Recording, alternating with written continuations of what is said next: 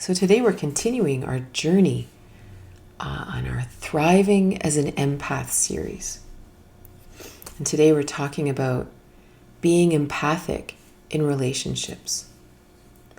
And, so the first question is, why do we want to talk about this? Why do we want to talk about empathy in relationships? The number one reason we want to talk about this is because this is the point of being an empath, right? The point of being an empath is to have deeper connections with each other.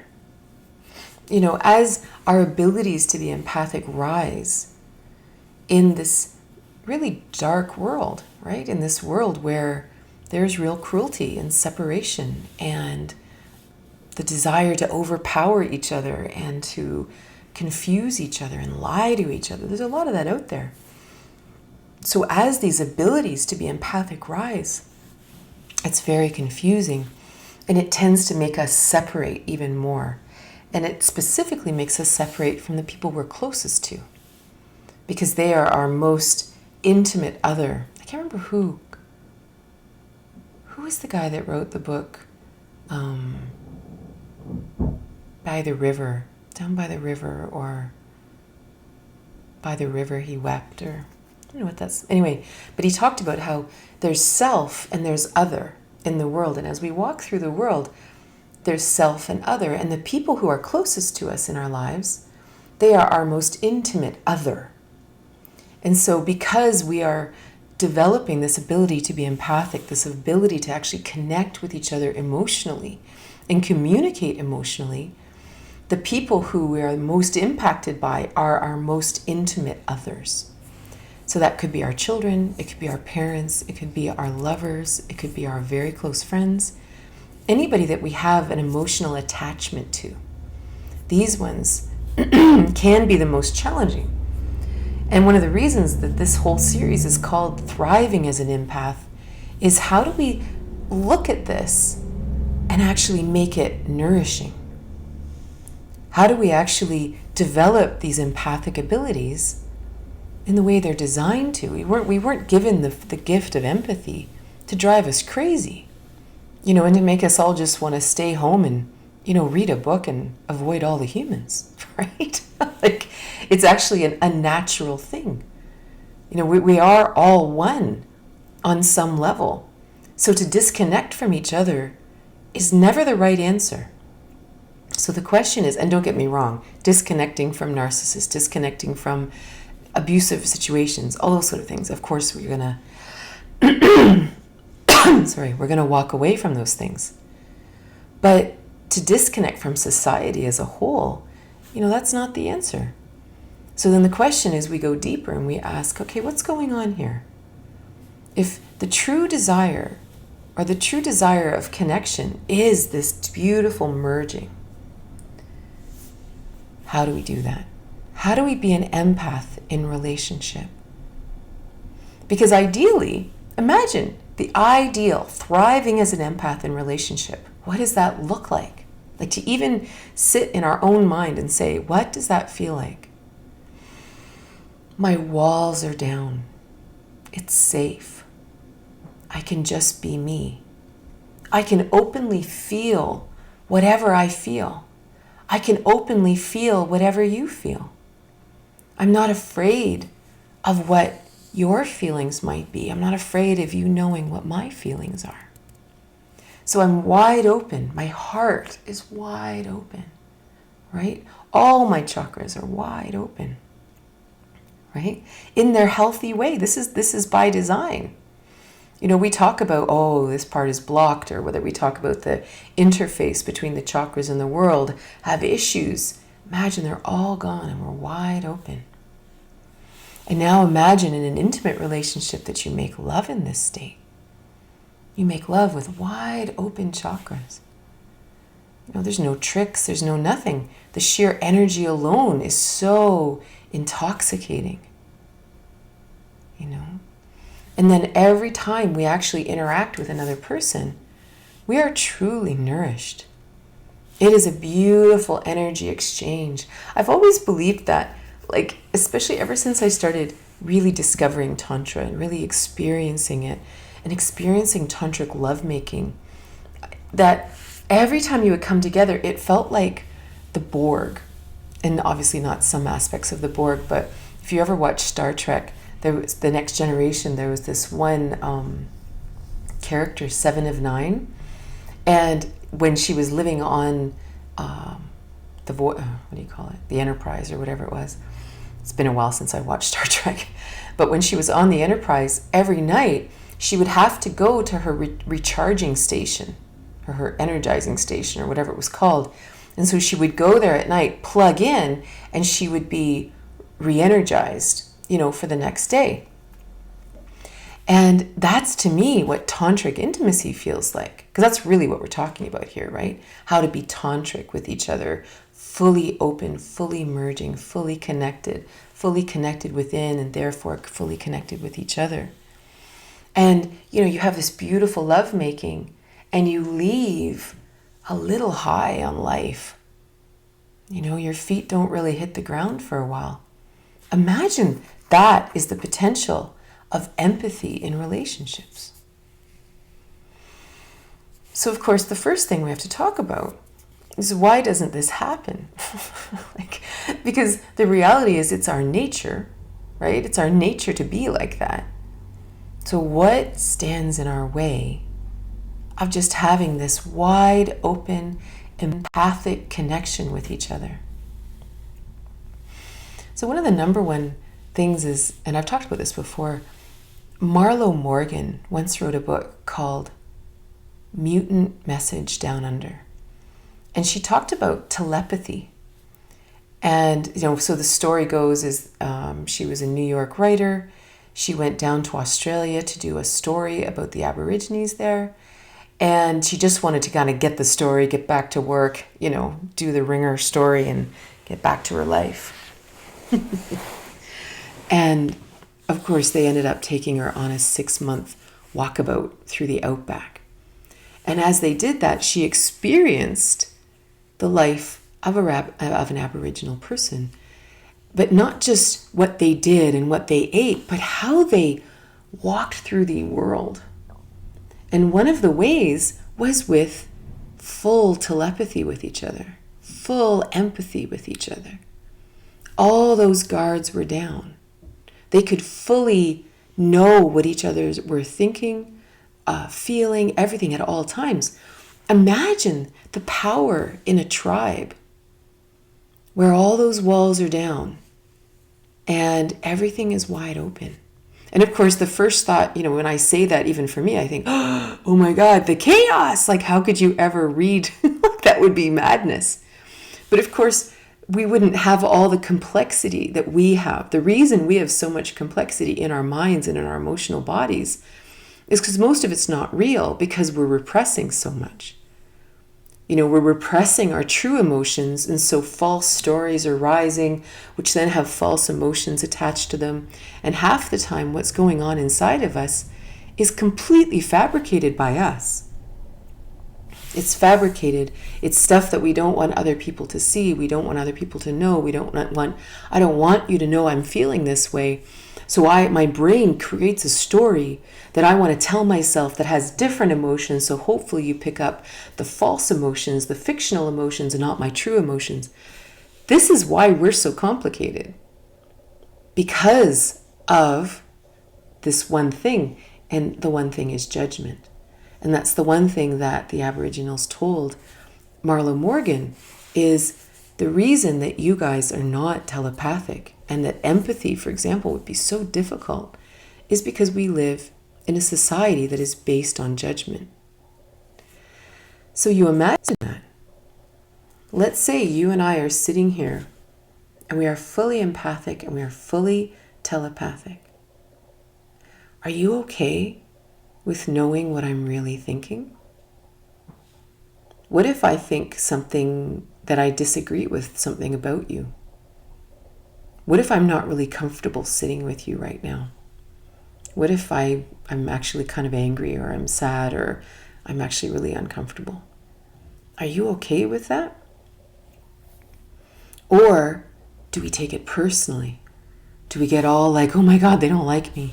Oh my God, this is what they think. This is all like based in judgment, that there's a right and a wrong, that there's a good way to feel and a bad way to feel, and a good thing to think and a bad thing to think. And because of that, we actually block our telepathy. I don't want you to think, I don't want you to know what I'm thinking. And God knows I can't handle what you're thinking. Well, imagine we're doing the same thing with empathy. I don't really want to know what you're feeling.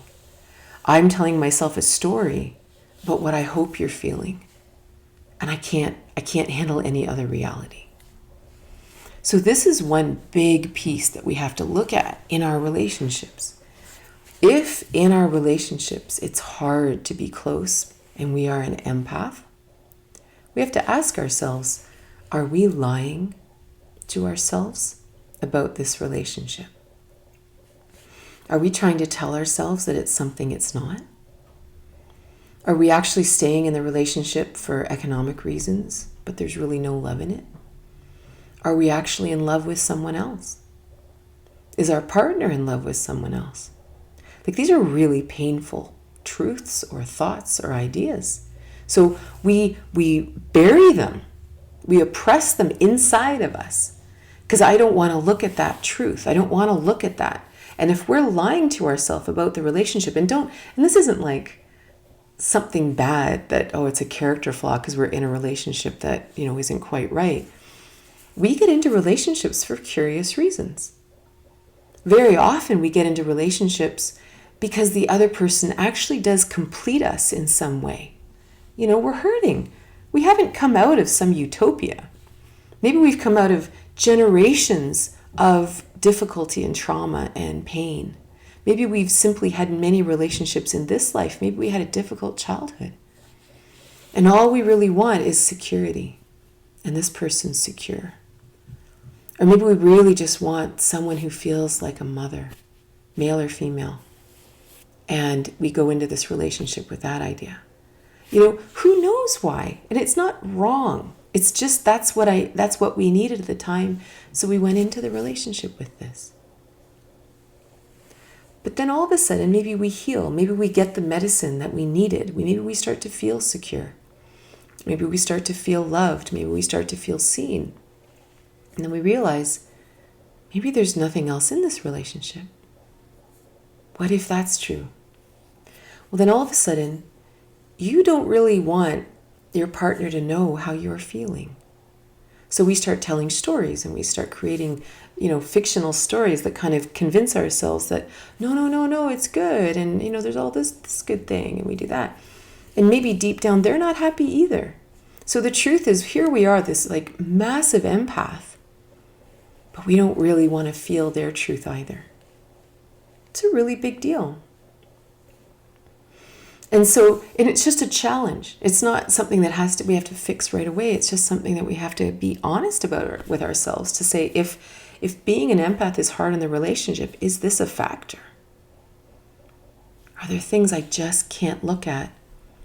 Therefore, my emotional gauge is off, right? If we're going to be thriving empaths, we have to be able to be honest because energy doesn't lie. Feelings don't lie. Our brains can lie, but feelings don't lie. So it's quite a journey to kind of start to unpack, those complex programs that kind of try to keep us safe, but actually really screw with our emotional barometer, which really screws with our empathy. So of course that leads into another really interesting fear within us, is this fear of being alone. Because part of the goal, and I actually believe that this age of Aquarius, this time that we're moving into the new world, whatever we want to call it, I don't mean like New World Order stuff. I mean, there's a new consciousness, an ascension or something that's happening. I mean, all the words don't mean anything, but whatever that is, I believe as humans, we really are becoming fully self-actualized. That we don't require the codependent relationships that we had to have 100 years ago to survive. Like a codependent relationship was part of surviving when we first, came to North America and we're farming. Like, we needed that. Today's a different world, and we actually can be whole unto ourselves. So now you imagine you're actually this whole person. So you actually bring this empathy within. You deeply listen within to your own truth. You manifest from that truth, and you live this very interesting, creative life within your own being. And then maybe you see another being, and there's some kind of interesting attraction between you. And you think, we could do something here. We could have an interesting interaction here. Right? It's a complete choice because you're already whole unto yourself.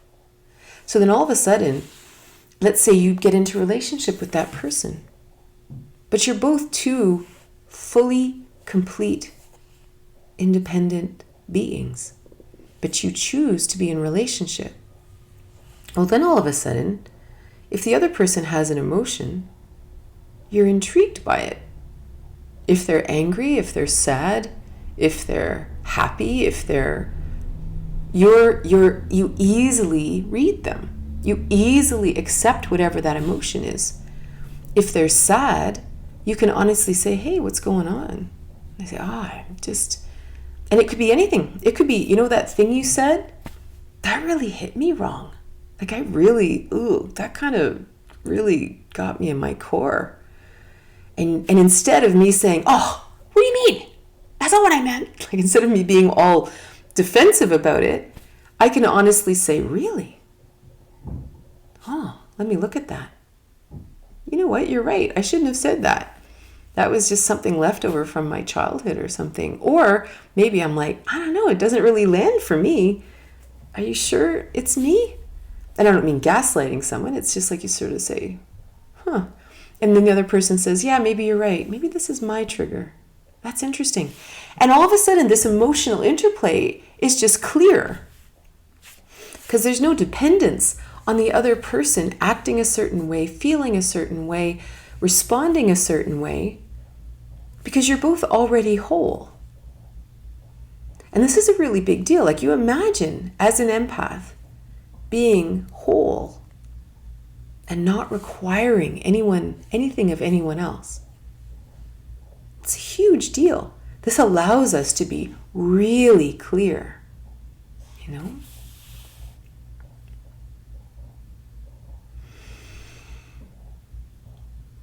And this leads into this idea of, even like sometimes we truly believe that there are positive and negative emotions, right? We believe that in an ideal world, you always are happy, and you are always elated, or you're always in ecstasy, or you're always feeling joy. And so if someone's sad, the point is to make them not sad anymore. How do I make them not sad? Well, you imagine being in a relationship with someone and, something really deep has sort of landed in you. And you're really feeling the sadness of that thing. And your partner, for some reason, is really uncomfortable with what they would feel to be negative emotions. Really uncomfortable with sadness, right? So what are they going to do? Well, they're not going to let you feel it. They're not going to let you go deeply into that emotion, because they're going to, okay, well, what can I do? What can I, what's going on? Like, let's talk about it. Let's figure it out. Let's make sure you're not sad anymore. But maybe you just need to dive deep for a while. Maybe you just need to dive into that deep feminine truth in all of us, all gender. Maybe we just need to go into that space,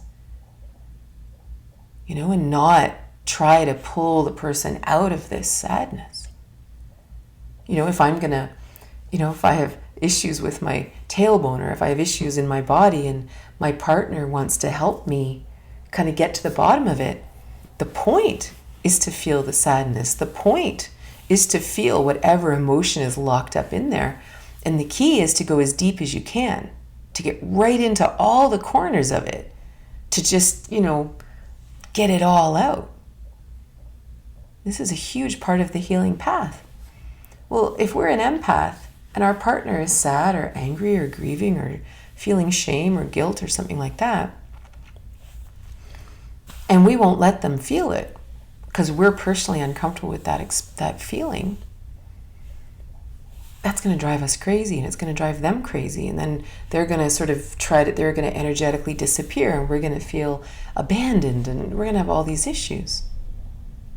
And then, of course, what if this other person we're with is stuck in an emotion? What if it's not that they're feeling an emotion? What if they're stuck in sadness, and they're struggling with depression, and they're sort of stuck in that space?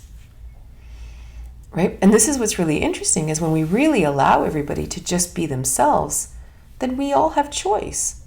That person has choice, you have choice. Is this relationship right, wrong? Is it something we want to do, don't want to do? It's just an interesting thing. And this is where one of the things about being an empath is communication is so important. Because if somebody says to you, like let's say we're learning about our empathy. We're learning about what are we really feeling. Because if there's anything I've learned in the last couple of years, is I have no idea what people are thinking. Like, I used to think I knew how people thought or how their brains worked and stuff, but I have no idea. So I don't assume that anymore. So I actually depend on often verbal communication initially before I can actually get a clear reading of what might be going on emotionally with them. So if someone says to you, how are you doing right now? The worst thing we can say is, I'm fine. I'm fine. Don't worry about it. Because that's the only communication we're getting. It's like, oh, really? I don't feel fine coming off of you. I feel something else. They're like, I'm fine. Leave it alone. There's something like that. And you think, well, this isn't helpful. Like, if we're going to actually be empathic in relationship, we have to be able to find the words to actually express our emotions, to be able to say, I'm actually feeling sad right now, or I'm feeling really low, or I'm feeling really blah, and I don't know why. I don't think I really want to talk about it right now. It's not about you, but wow, I'm just really feeling really blah. And then the other person can take that information, match it with what they're picking up from the other person, and now we've learned something about how to communicate with this other person, right? We've actually matched words to the feeling. But if we don't communicate with each other, we're kind of done for. And then each person just sort of swirls in their own emotional chaos.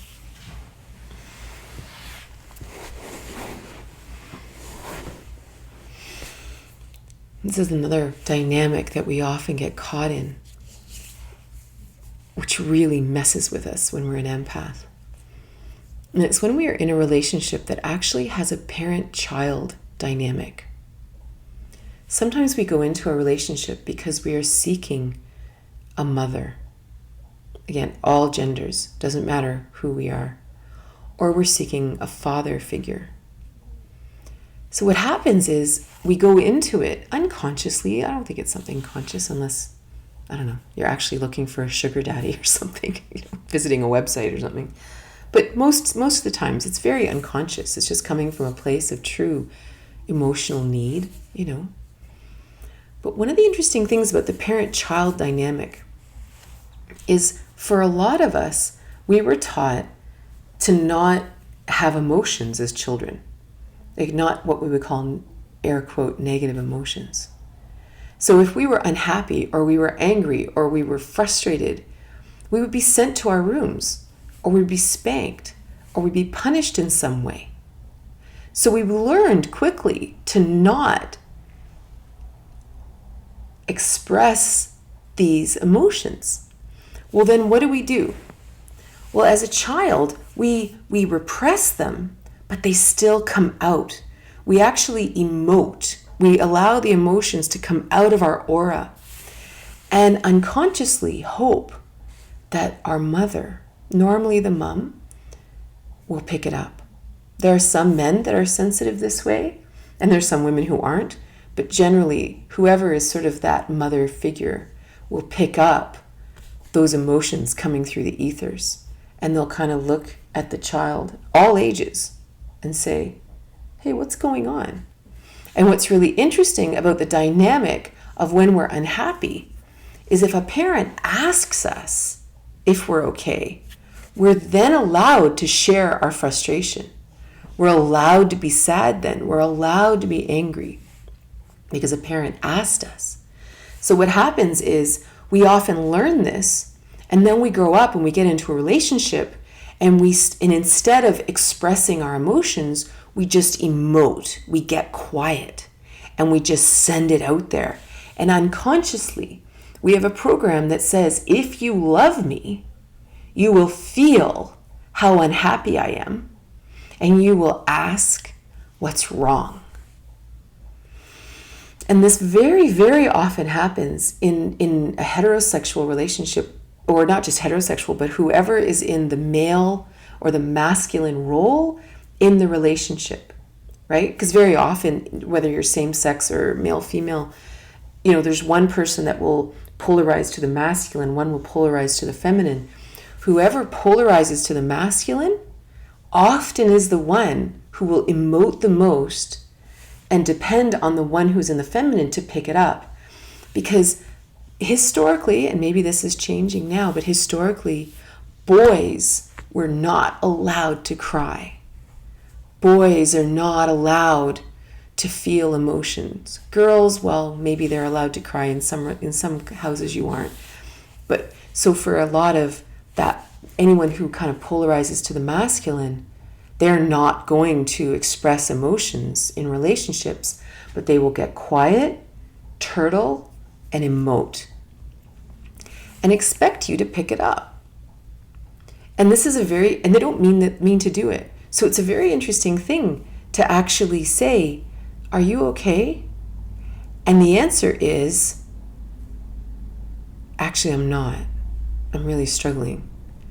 And you sort of start to create this new dynamic where talking about our emotions is okay. And eventually the emoting can stop.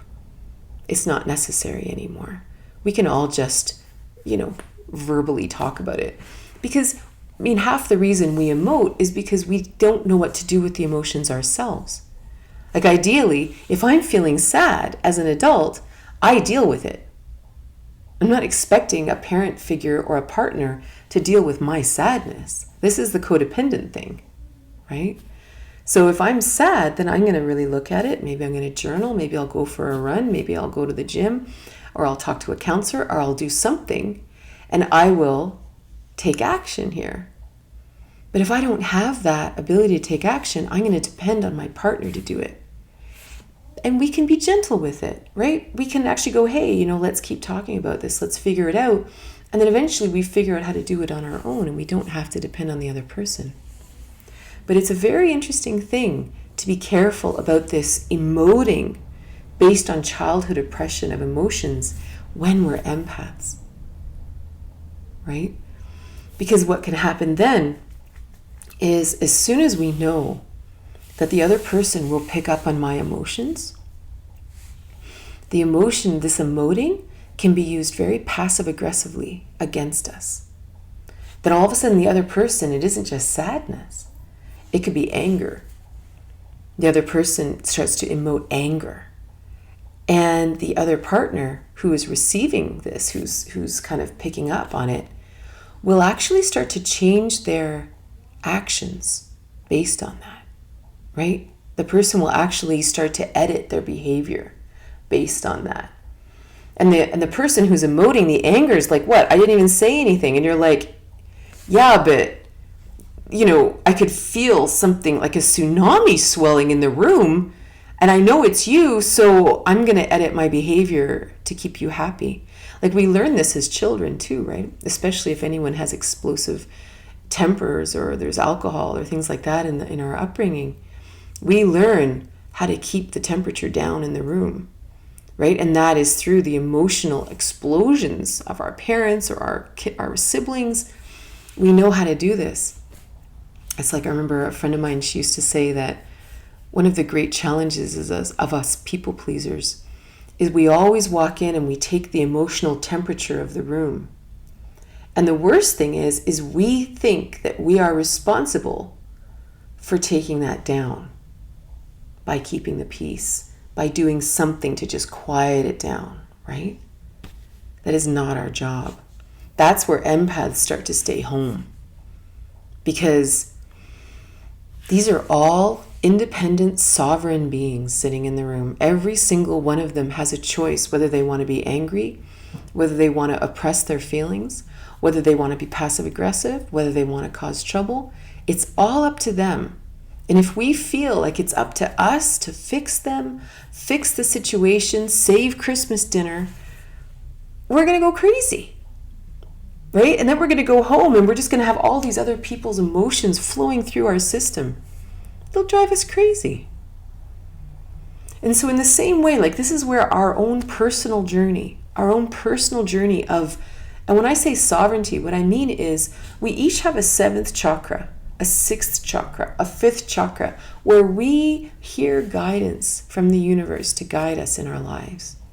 We each have lower chakras, which is our definition of self and what I'm meant to do here on the planet.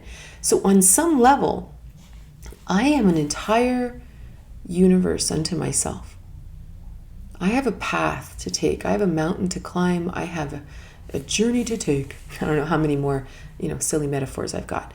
But this is our path.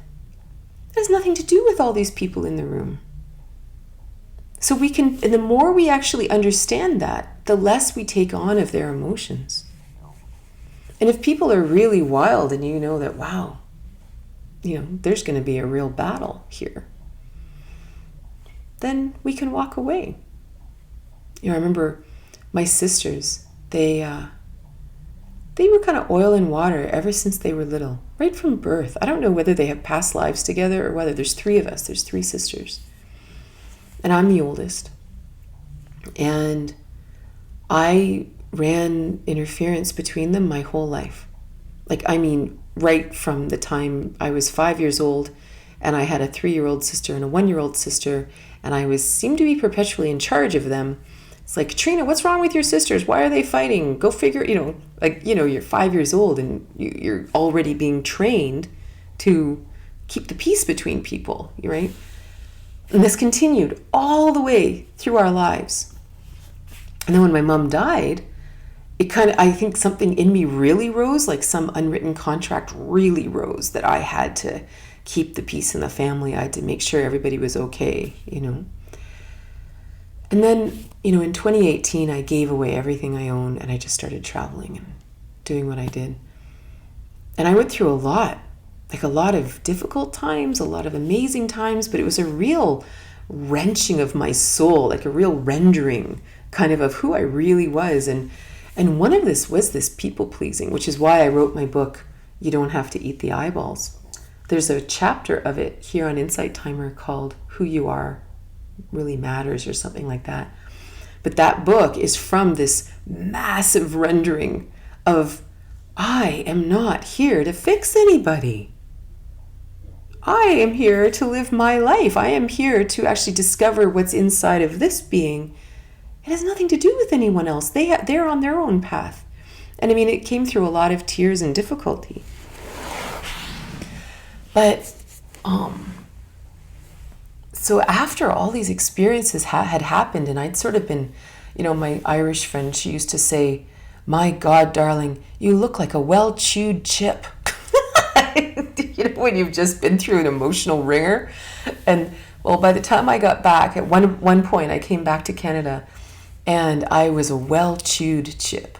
I was pretty exhausted by people and stuff. So my sisters and I decided to rent a cottage up north and have a girls' weekend. And it was beautiful. It was just beautiful. And so this would have been 4 years ago. So I would have been about 49. So we would have been 49, 47, and 45. And we're up there and it's all good. But all of a sudden something started. And my sisters had sort of buried the hatchet when my mom died. But it still was there. And it had really been rising in the last few years whatever that initial animosity that their souls have for each other. And we were sitting on the porch, and one of my sisters said something, and then the other sister said something, and they started to battle. Like, it was like you could almost see them energetically rising like titans, just taking each other. And I sat there, and I started to do what I always do. And, oh, well, I think what I hear you saying is probably this. And I'm trying to sort of run interference between them to try to de-escalate it. But then I realized that they weren't paying attention to me, and they were just locked on each other. And I just sat there, and for the first time in my life, I just stood up and I just walked into the cottage, kind of as gentle as if I was just going to the bathroom. And I just left. And I just went for a walk. And I thought, you know what? Two big grown-ups who I love, both of them, they got to figure this out. And I am only prolonging it. Like, I am not helping. So I went for a walk. And by the time I was on my way back walking, my one sister met me on the road in the car. And she was like, I'm so sorry, Katrina. I just can't do it. I'm done. And she left. And my sisters didn't talk for the next 2 years. And I'm telling you, there was so much peace inside of me. Like, and not that, you know, I think it's good when people aren't talking.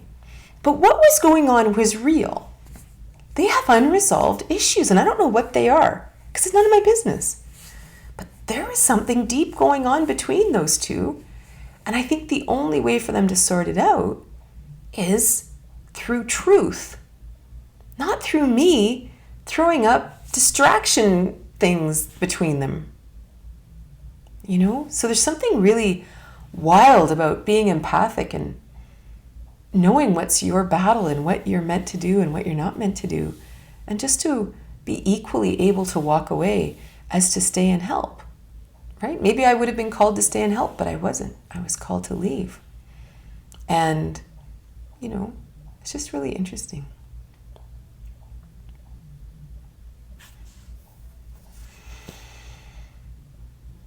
The other really interesting, important thing that I want to say last is this is about relating with other people.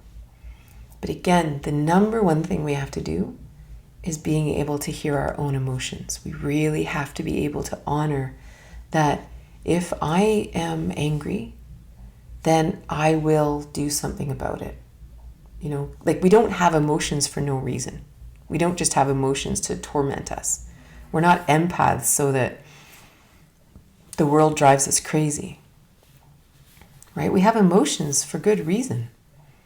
And if we're not able to communicate with ourselves, right? Imagine if I have an emotion and I'm angry, and my masculine self, you know, imagine your emotions are your feminine truth, right? This is what's real. This is your manifest self. And this mental part comes down and says, well, you don't deserve to be angry. You shouldn't feel this way. You should be looking for the silver lining, right? If that's going on inside of us, that's going to go on with other people. So if we can sort that out between us, inside of us, if we can sort that out and say, my emotions matter and I'm going to be in full communication with my emotions, I will have such an easier time communicating with you emotionally. You know, being an empath, we must have clear communication inside. We must have a strong masculine-feminine balance inside of us, that we honor the emotions and that we take action for them. And that means that if we are sad and it's just a fleeting emotion, and when I mean fleeting, I mean it's a passing emotion. It's a response to a situation. It's a healthy, natural response. Then we allow it, we dive deep into it, and it will flow on. If that sadness continues, then our masculine self rises and says, okay, let's go deeper into this. We need help. We're stuck. Let's sort it. You know, let's figure it out. If I'm angry, then I need to look at that and say, what am I angry about? Is this something I can do? Is it a philosophy I can shift? What can I do? How can this inform me? Because as soon as I believe that my emotions inform me for change, that's how we're going to interpret it in intimate relationships. If our intimate other is feeling something and it's hard, it's not necessarily what you want, when we're used to listening inside and realizing that no, even difficult emotions really bring about important change, then we will open the channels to feel everything going on. And we'll say, okay, what's going on here? Or maybe if the other person does something and we feel deeply, we're going to really take that seriously. And we're going to really make some changes. And of course, as a complete being that's not codependent on the relationship and all that kind of thing, we can really, with real objectivity almost, make good choices for ourselves. But it really does begin inside. Okay, I'm going to put my glasses on. And if you have any questions, I'd love to answer them. What's the best way to cultivate the relationship between the feminine and masculine in empaths? It's funny, I was just writing about this yesterday, because I'm writing a book, right, called The Union of the Masculine and Feminine. And so let's imagine that all interactions are masculine and feminine, regardless of gender. All interactions. If I say something, I'm in the masculine, and if you receive it, you're in the feminine, right? Doesn't matter, right?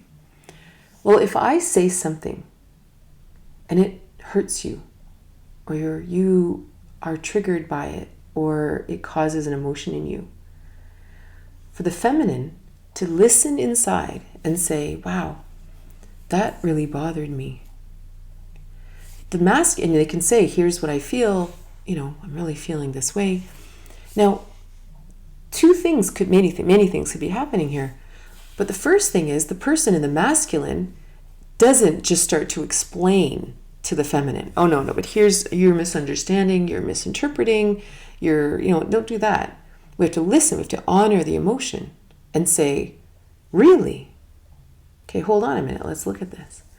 Now the masculine person, the person in the masculine in that instance, feels into it themselves and says, okay, hold on a minute, is this about me? And you think, you know what, you're right. I was a bit snippy there. I think I might have sounded like my mom there. Or I think I'm tired and I shouldn't have said that.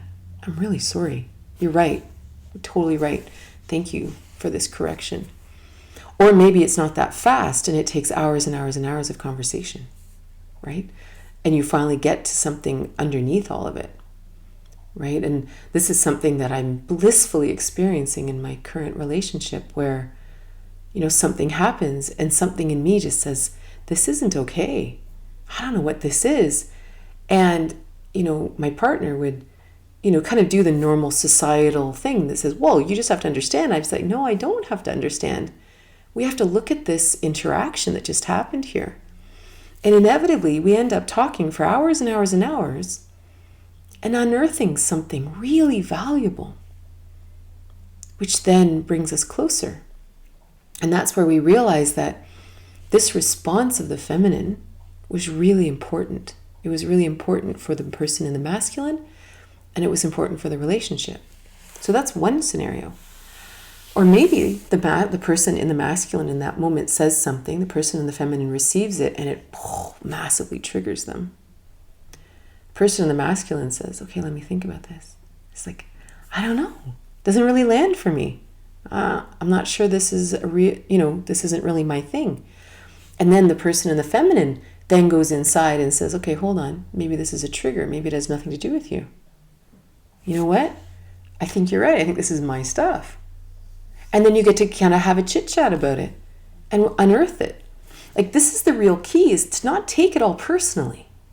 Like, we have a really strange thing in our society that nobody wants to be the one in the wrong, right? Nobody wants to be the one who said the thing or is the messed up one or is the unconscious one or whatever.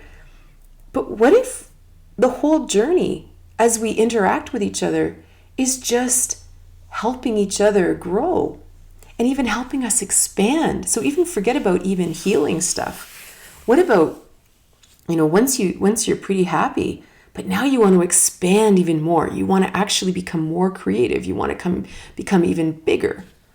Well, then the other person, you might say something and they might say, really? Really? Like, is that true? And you're like, hold on a minute. Yeah, you're right. That's not true. This is beautiful masculine and feminine interaction. One says one thing, this receives it. How does it land? But we have to really honor it. We have to imagine that all of this is in purpose.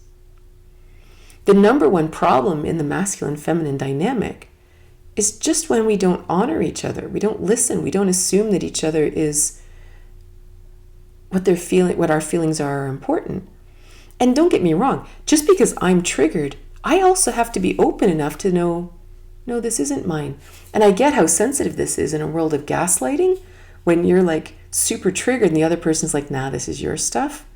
This also requires us to be sovereign, whole beings, to sit there and say, no, it's not mine. This is yours. Or what you did matter. Nope, didn't. And then you sit there and you kind of go away and you meditate on it for a while and you ponder and you think, maybe we're not compatible because for some reason we can't bridge this. That's interesting that for some reason communication is impossible on this topic.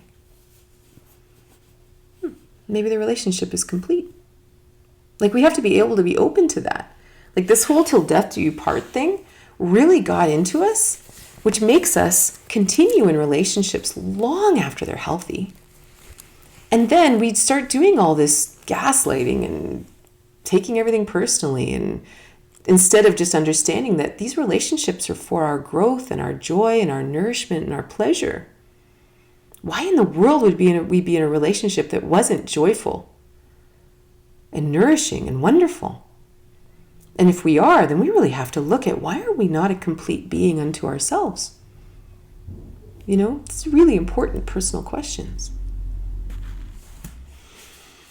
So thank you so much for being here. And I hope you have a wonderful day.